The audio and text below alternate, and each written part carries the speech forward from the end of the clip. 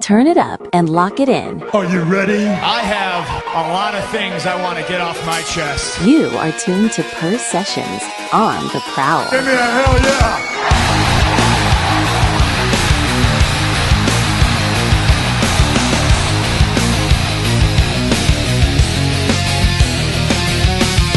Welcome everyone to On the Prowl.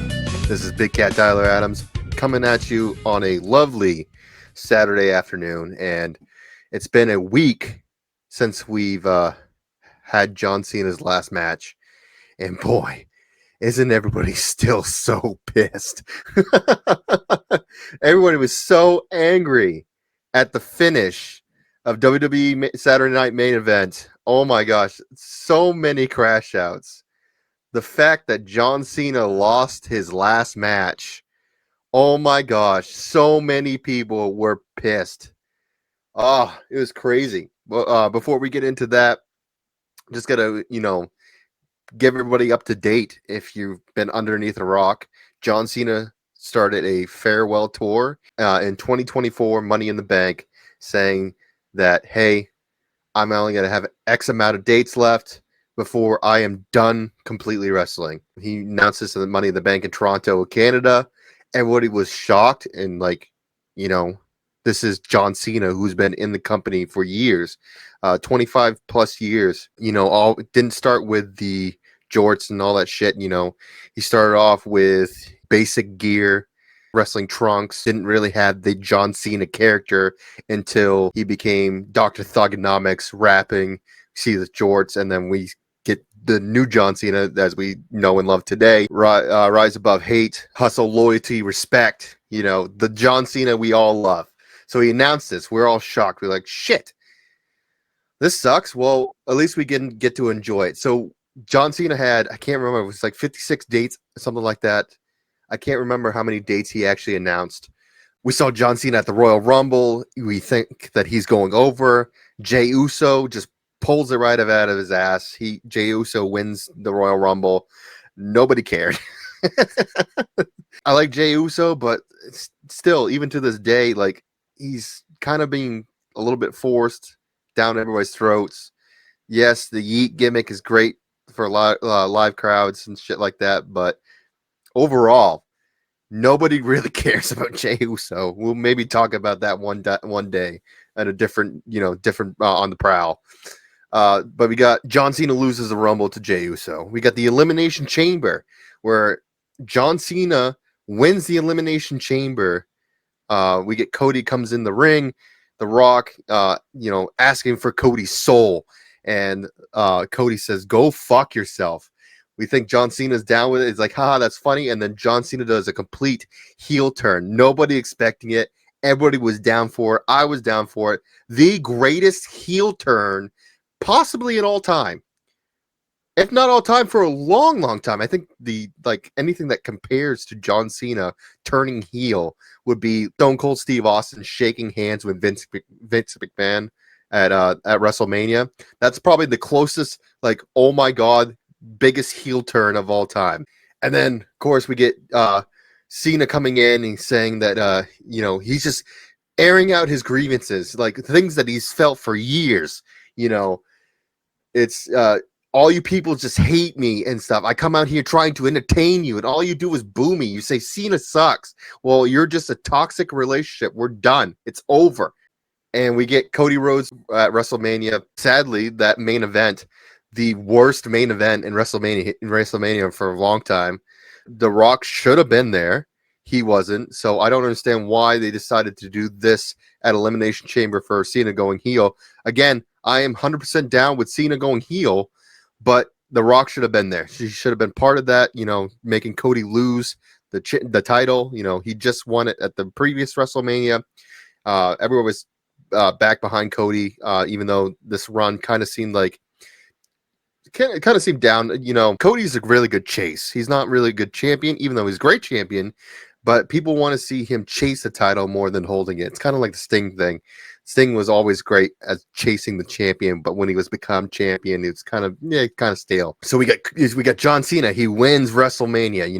He comes out, promo, Randy Orton comes out of nowhere, and we're getting a segment now with Randy Orton versus John Cena at Backlash. Everybody's fucking excited for this. You know, the classic rivalry that these guys had is just humongous. You know, the only thing that compares to John Cena's rivalry is Edge. Yeah, Edge was, of course, with Cena, blows any like rivalry out of the water. John and Edge, fantastic matches. So we get Cena versus Randy Orton, Backlash. Randy Orton looks like he's going over. We get R-Truth coming in Ron Killens, stopping him, pleading him, don't kick John Cena's head off. Everybody's like, what are you doing? Because, R-Truth is a humongous John Cena fan. He was, doing John Cena's gimmick for the longest time. I think since, John's saying that he was retiring, you see more of R-Truth doing, the 5-knuckle shuffle, the AA, in his matches, shit like that. I think they even did like a pretend John Cena, you can't see me, like type match, tag match with R-Truth. I can't remember. It's been a while. But we get that, and, Cena goes over. We move to John Cena versus R-Truth. One of the funnest matches in this whole thing. John Cena coming out, doing the classic belt on his back. He's just walking up to the aisleway, not even acknowledging the fans, don't even care.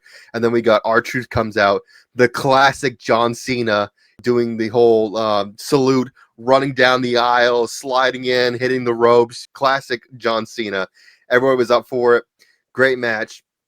Of course, we knew that R-Truth wasn't going to win. It's like you be selling yourself short if you thought that R-Truth was going to win. Crazy thing is, I think after this match, or this was technically R-Truth's match because they fired him afterwards. It was a big uproar that actually brought him back to WWE. But we really haven't seen R-Truth that much at all since he's been back. We saw him this past Monday confronting Gunther about it. But other than that, we haven't really seen R-Truth at all. But to continue on, we get John Cena and Logan Paul versus Cody Rhodes and Jey Uso. That match was all right. Honestly, I don't really remember that match that much. I'm assuming it was a great match, and it was in Money in the Bank. And then, of course, after that, we get Cena versus CM Punk. These guys in the Elimination Chamber, you saw that they still had chemistry. They still worked great with each other. So everyone was hoping that this match would happen.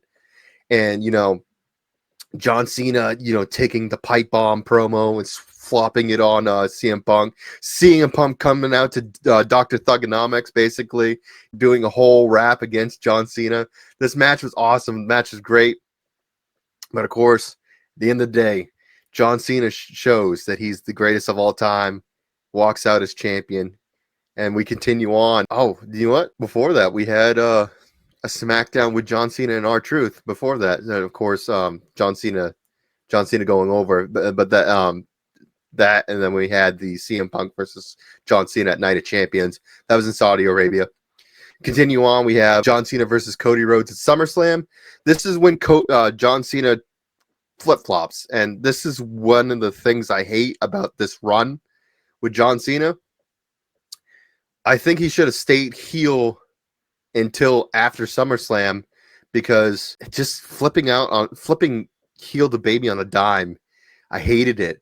I honestly thought it was more of a work to make Cody think that he's a good guy now, and then he's going to turn this flip the switch and be like, haha, stupid, I outsmarted you, shit like that. But no, we don't get that. We get a full John Cena babyface. I, like I said, think they should have done that at the SummerSlam match. Maybe John Cena has a belt up and he decides he can't do that, whatever. Change of heart, with the promos leading up to SummerSlam. Babyface John Cena loses to Cody Rhodes at SummerSlam. He drops the belt and goes to walk out, and then Brock Lesnar's music hits. Brock comes out, beats a living piss out of Cena. This is also like the worst. I hate this completely. That match with Brock, I hate. We're not even going to acknowledge that even happened. It was so bad. He got his ass handed to him for Brock Lesnar. There was no payoff for it. There was no rematch. Sucked. We're going to pretend that match never even happened. So we got Cody Rhodes and John Cena versus Drew McIntyre and Logan Paul in SmackDown. Again, don't really remember that. John Cena versus Logan Paul at Clash of Pairs. This is when John Cena did a complete flip and started doing like homage to people that he can't wrestle anymore, wrestle before his dates are out. We saw Nick Nemeth, formerly known as Dolph Ziggler. I think Logan hit a zigzag, if I remember correctly, or maybe John. You see John Cena hitting, the Styles Clash. Chavo Guerrero's Tornado DDT. John Cena does Baron Corbin's finish. That was dope. This is the start of, hey, let's do some tribute of people that I can't wrestle because I have X amount of dates left. Just homage to show how much I appreciate these people. AJ Styles, Dolph Ziggler, and Brian Corbin. Of course, we got AJ Styles later down the road, which was fantastic. Can't remember. I think Logan did a few other things too. I can't remember. But anyways, and then we get John Cena versus Sami Zayn. They did, I think, a few tribute moves in that. I can't remember exactly. Another great match to go back and look forward to. Like I said, skipping Wrestling Palooza. That was, anyways, a shitty fucking pay-per-view. Don't need to talk about it. John Cena versus AJ Styles at Crown Jewel. Again, more John Cena doing more tributes. AJ Styles doing tributes of TNA guys. John Cena doing Sister Abigail, which was amazing. AJ Styles hitting a super kick. John Cena does some Randy Orton shit. He does the RKO, shit like that. It was great. John Cena versus Dominic Mysterio on Raw. Honestly, this is where I don't know why they did this, why they decided to put the title back on Cena and then drop it back to Dominic Mysterio at Survivor Series. I don't understand that, that reason. There was rumors that they wanted, AAA wanted him to drop the WWE title just because there could be more focus on the title that he had on for AAA. But of course, that was scratched basically at Survivor Series when he wins it back. Even though they had a great moment in Survivor Series in that match, Liv Morgan coming back, doing the same thing, kicking John Cena in the balls, hitting him with the belt for Dominic Mysterio to do a 619 and then the frog splash. And like some other things happened in the match. It was cool shit, but honestly, I don't think they should have dropped the title to John Cena and then have Dominic Mysterio come back in Survivor Series and win it. I guess maybe it's just more because I believe that Raw was in Boston, I believe. So maybe it was just for that Boston crowd. They decided to do something special. But then we had like John Cena, Rey Mysterio, and Sheamus versus the Judgment Day on Raw. And of course, during that time, the Survivor Series and the Judgment Day on Raw, we had the Last Time Is Now tournament, where we had a bunch of guys, coming in to be the final spot for John Cena's final match. I was hoping it was Christian Casanova. I mean, I know him as Christian Casanova from the Indies. Kamala Hayes. I was really hoping it was him. Maybe they gave that opportunity to him. They also had LA Knight. I was really hoping they were pushing for LA Knight. But as soon as I saw Gunther, I was like, yep, it's going to be Gunther. It's going to be Gunther versus John Cena. Even though people were hoping that the last match would be Edge, because Edge is apparently his contract ran out with AEW. I don't think there's been any talk about him resigning.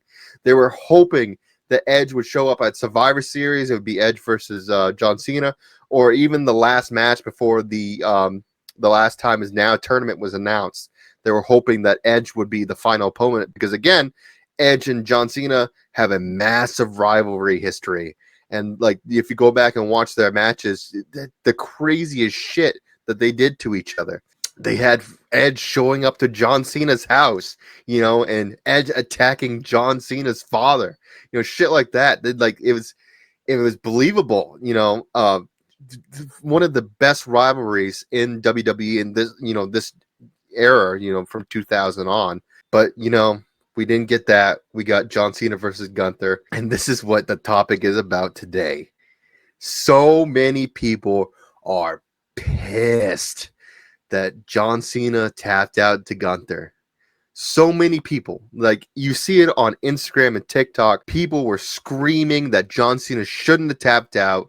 Shouldn't have gone out like that. Triple H fucked up. In the venue, people were screaming, "Fuck you, Triple H." People were so pissed. Like, listen to this. This is from their show after Saturday Night Main Event. Triple H is doing a panel with I can't remember who's there, but just doing a basic interview about WrestlePalooza, about Saturday Night Main Event and John Cena's last match. Listen to the crowd here.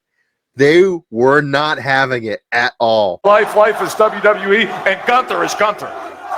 Yeah, look, Listen to the crowd. Come on. Middle fingers everywhere. I'm actually mildly disappointed. I thought it would be so much louder. Got the crowd even more pissed that he said that. It's just so angry. We even had like podcasters. You Should Know, I believe it's called You Should Know podcast. Peyton Harden. He had to aired his grievances on his TikTok, on his social media, screaming and shit, but then comes back onto the podcast and like gives his final thoughts. This is Peyton Harden on the You Should Know podcast. If you were on my social medias last night, whether that be Twitter, TikTok, Instagram, you can see I was upset about how last night went on John Cena's final match. Now, I got all the yelling out last night. I'm not going to yell. I'm going to talk. I was prepared for that. That's who John Cena is going to wrestle. Through this whole year, a lot of people get angry at the booking of John Cena's farewell tour. I've always been on the side of the storyteller. I've always been give Hunter, give Triple H grace. Give John grace. Give these writers grace. I've always been defendant.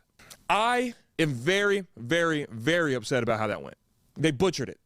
They absolutely butchered it, and I feel like we were robbed of something. I feel like the match wasn't good. I feel like the tap out wasn't good. I feel like the ceremony, in quote, ceremony wasn't good. And I've been getting a lot of flack online of people being like, oh, you don't understand wrestling, man. You don't know all the greats, they lose their last match, right? They lose their last match. Okay, you can lose the match. I'm not even mad at that, even though I don't think he should. You can't compare anybody else's retirement to John Cena. You can't. Shawn Michaels. Who else? Ric Flair. Who else? It doesn't matter. You can't compare it because no one got a farewell tour. No one else. This is different. No one got a farewell tour. No one got paraded around the whole world on a farewell tour. So you can't compare it. It's supposed to be different because it was different. Now, I understand why everybody's pissed, but here's my thoughts. It went exactly the way John Cena and WWE wanted it to be. Now, they're building up Gunther to be the next biggest heel. And how do you make Gunther the next biggest heel? You beat all the guys that you love. He beat Goldberg, retired Goldberg, and he beat John Cena. He made John Cena tap out, which was the story coming into this match, was that Gunther was going to tap out John Cena. He was going to make him give up. And for a guy that's never given up in his career, actually that is a lie. I think somebody did a reel of when John Cena switched to jorts and stuff like that, that he only tapped maybe 6 times in his whole career out of 25 years. 6 times. This is what John Cena wanted. This is how he wanted this night to go. I understand that people don't agree with it, but he already explained this is what he wanted. If you listen to Chris Von Vliet, and I will play it in a second, he explains how he wants Saturday Night Main Event to go. He doesn't want it about him. He wants it about superstars that are upcoming from NXT to show that they have their worth, that they mean something, and put on great matches. And he doesn't want the night to be about himself. He wants it about everybody. This is him even saying this, again, on Chris Van Vliet's podcast or show, whatever it is. Only thing I wanted to do, the only idea I gave was about Saturday night's main event on the 13th, saying it should not be a John Cena show. If everybody's saying you're going out on your own terms, or just BS, because I want to do it forever. Okay, you have an idea of like, this is how I want John to go out. You do. I have an idea of how I want to go out, and how I want to go out is not by folks remembering what I did. I want a chance to perform and do some good. You want to sprinkle in moments and memories to understand and make that last match more meaningful? Fine. But let's use the rest of our 2 hours and show the future of the business. That's how I want to go out. Because when I came in, there was a gold medalist who's like, I'll work with the kid. And to be on a sold out show in Chicago and hear that noise, I was already hooked, but like, that's it. I want to give NXT kids a chance to be there.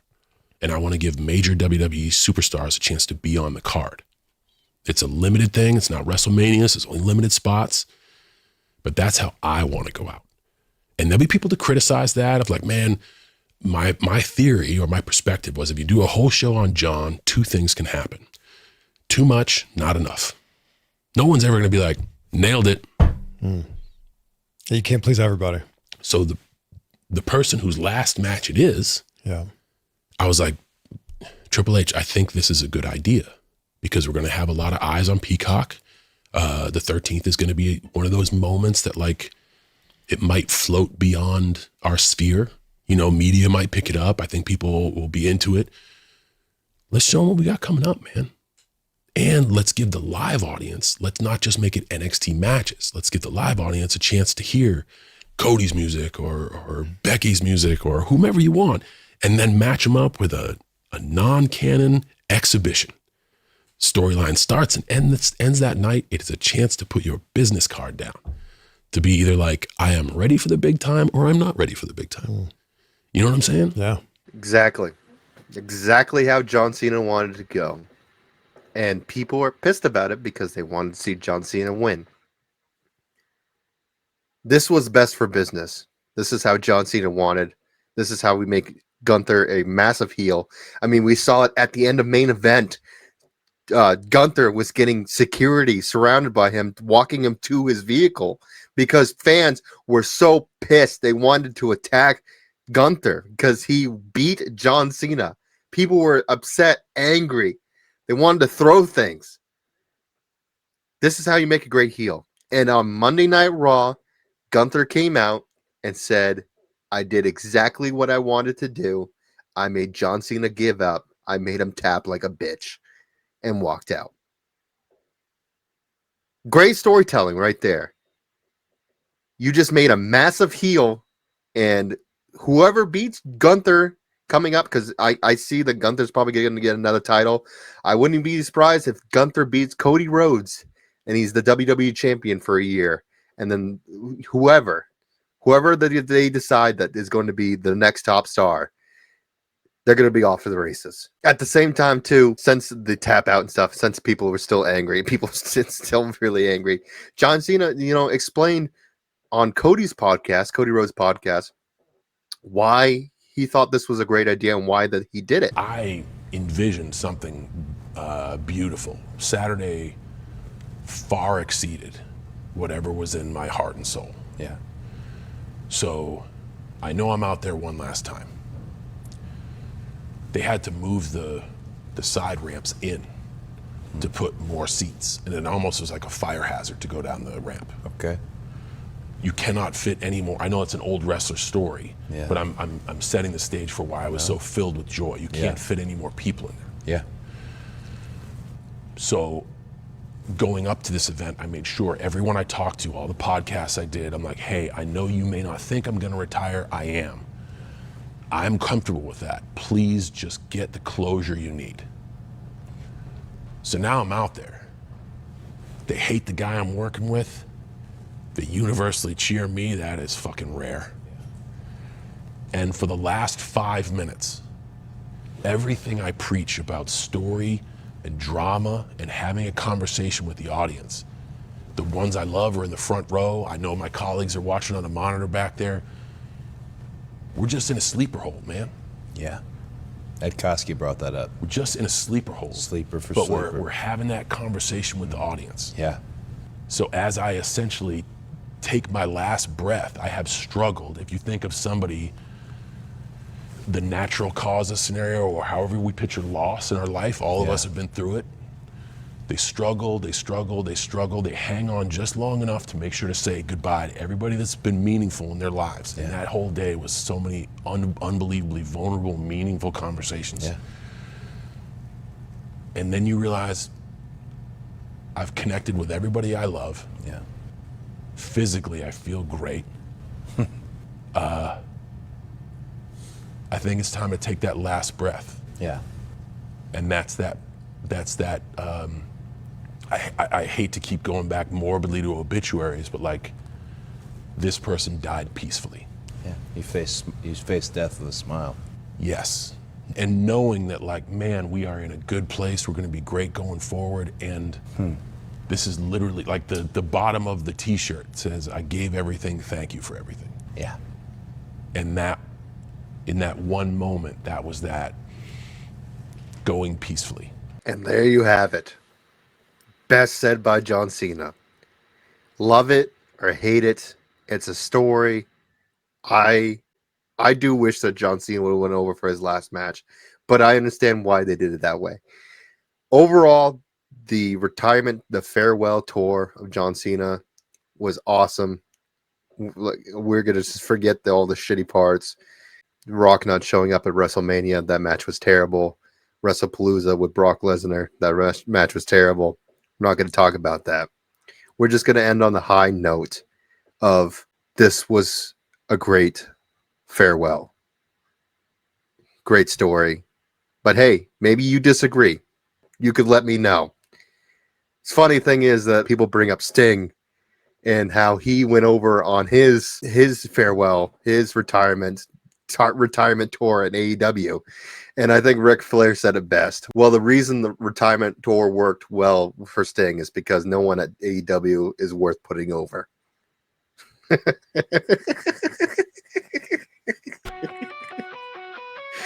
I'm Big Cat Tyler Adams. This was On the Prowl. I hope to catch you guys next week.